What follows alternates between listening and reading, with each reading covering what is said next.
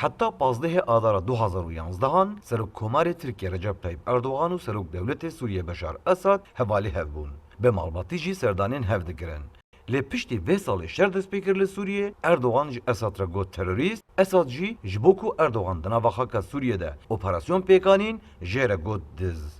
Tam 11 salın ve du dijminan hef suçtar dikin. Li ev du salên dawînin li ser zextên Rûsyê her du alî jî biryar dane ku pêwendiyên xwe ji nû vesaz bikin. Ji bo vê jî di nava meha tebexê de Serokê Îstîxbarata Tirkiya Kanfîdan çû Şamê du rojan li wê derê ma û digel hevpîşeyê xwe Serokê Îstîxbarata Sûriye Elî Memlûk hev dîtin pêkanî. Ji bo sazkirina binga hevdîtinekê ya di nava wezîrên karê derveyê Tirkiye Mevlût Çavuşoğlu û wezîrê karê derve yê Sûriye Faysal Miqdad. Li gorî hin şarazeyên babetê digel zextên Putin Tirkiye duwarê penaberan de jî gelek tengav bûye û neçarmaye ku êdî pêwendiya xwe li gel Şamê xurt bike.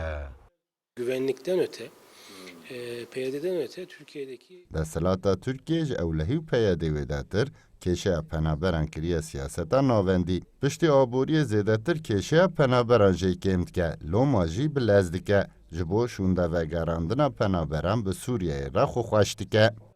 Li gorî şarazeyên mijarê, proseya normalizasyonekî ya di nava Enqere û Şamê de eger e çarenûs û reng û dirûvê şerê ku ev 10 salan li Sûriye berdewam dike, biguherîne. Lê di heman demê de têgotin, nêzîkbûneke di nava Şam û Enqerê de egera wê heye, destkeftiyên Kurdan yên li Rojava jî bixebin metirsiyekê.